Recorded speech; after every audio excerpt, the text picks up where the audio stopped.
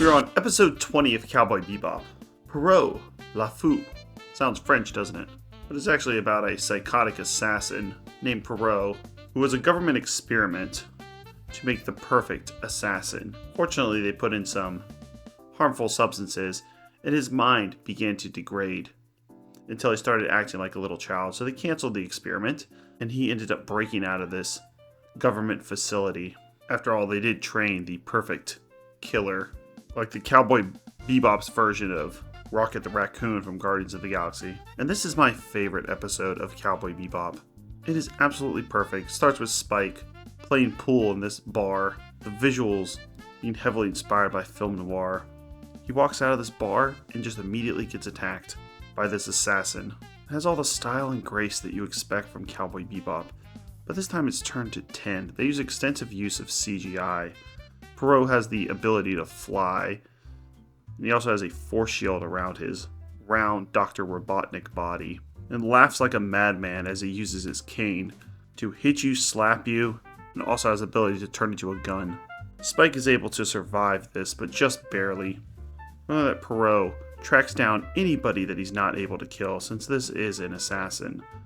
So if you escape from him the first time, so he's going to hunt down Spike. So the first scene, you get a fight scene outside of this bar. We also see him assassinate one of the leaders of the ISSP. This is also up there as being one of the most violent episodes. I would say this one and Black Dog's Serenade. But this mostly has people being shot. Black Dog's Serenade has a guy who has a razor over a hand that slices people's necks, so that one always disturbs me a little bit more. And if there's one episode I would show to someone to showcase the best of Cowboy Bebop, it would be this one. Battle of the Fallen Angels would be my second favorite, but just every part of it is so cool. The amount of time that they put into the structure of this, as the ending scene has them have this battle at an amusement park called Spaceland. So we get a fight at the bar, where Spike is dodging shots and then jumps into the ocean to escape. We have a middle section where Faye is making fun of Spike for being injured again. He looks very similar to how he looked at the end of Battle of the Fallen Angels, and she does a callback to that episode as she tells him to stay out of trouble and that he keeps bringing these things on himself, except for Battle of the Fallen Angels, episode 5, where he went to meet Vicious, knowing he was gonna run into some trouble. Here, he was just innocently walking out of a bar. Another thing I like about this episode, while Spike is reckless, this one is completely not his fault. He just happened to run into this assassin as he was going to kill these ISP members. Also, as much as I complained about the last episode not having defined villains, this has one of the best defined villains. You learn the entire backstory of this guy. There's almost too much of it. You see him in this research facility. He's scared of cats since when they were doing experiments on him to make him this assassin. A cat with a glassy eye was staring at him the entire time. So his one weakness is cats. Not the movie cats, I mean, maybe that too, but actual real life cats.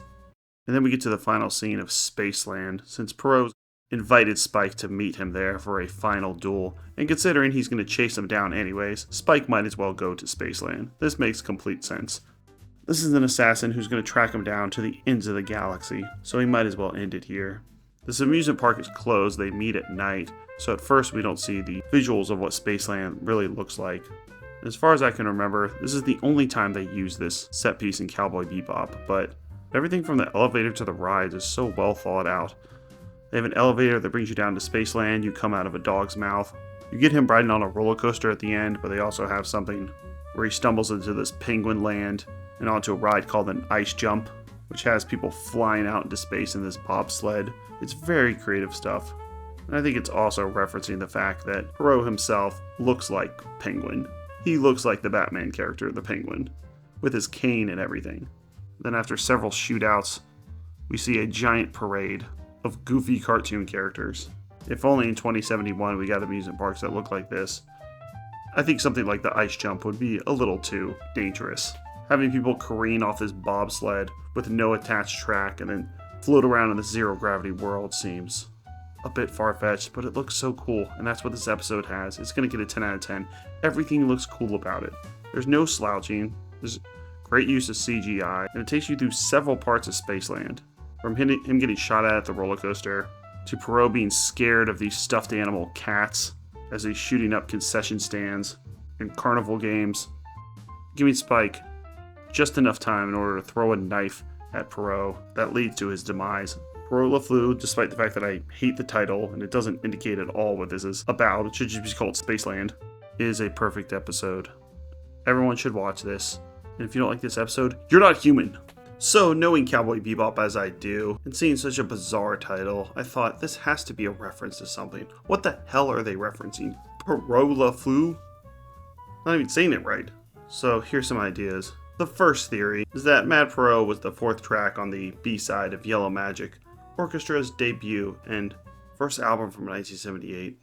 That could be it, but I actually think it's the second one. Pierrot LeFleur is a 1965 postmodern film directed by the French and Swiss filmmaker Jean-Luc Godard, who is one of the founding members of the French New Wave in cinema. The name Pierrot LeFleur, or Pierrot the Sad Clown, originated with a stock character in 16th century Commedia dell'arte. Since this guy does act like a clown, and he looks like one, and they even mention below this that he's a combination of the Penguin, Joker, and a guy called Tallyman. He makes jokes and laughs like the Joker. He looks exactly like the Penguin and uses a cane. That could also turn into an umbrella, just like the Penguin does. And Tallyman is apparently an assassin who has the ability to fly, and Pierrot also has the ability to fly. He just sort of floats up into the sky, like a balloon. They really thought everything. He's not flying through the planet like Superman. He sort of just bounces up into the air, almost like he doesn't quite have control of his flight. And here's a picture of the Tallyman from the Batman DC comics. Yep, he really is a combination of these three things, especially the big teeth, since they'll do this thing where they'll zoom in on his teeth and he'll grind them back and forth in a snarl, just like Tallyman. But man, maybe he should get his own series. I want to see more of this character. Next up is Boogie Boogie Feng Shu, an episode about Jet going to the grave of an old friend and meeting a girl. It's a lighthearted episode, and is the one people hate the most. But this also showcases the diversity of Cowboy Bebop, going off a violent film noir episode into a just lighthearted comedy. I like it, so stay tuned for that one. And also check out our playlist for the other series we've covered. We've done Are You Afraid of the Dark, Tales from the Dark Side, Mystery Science Theater 3000, Monsters, Fear Itself, Pet Shop of Horrors, Cowboy Bebop, and Twilight Zone. Thanks.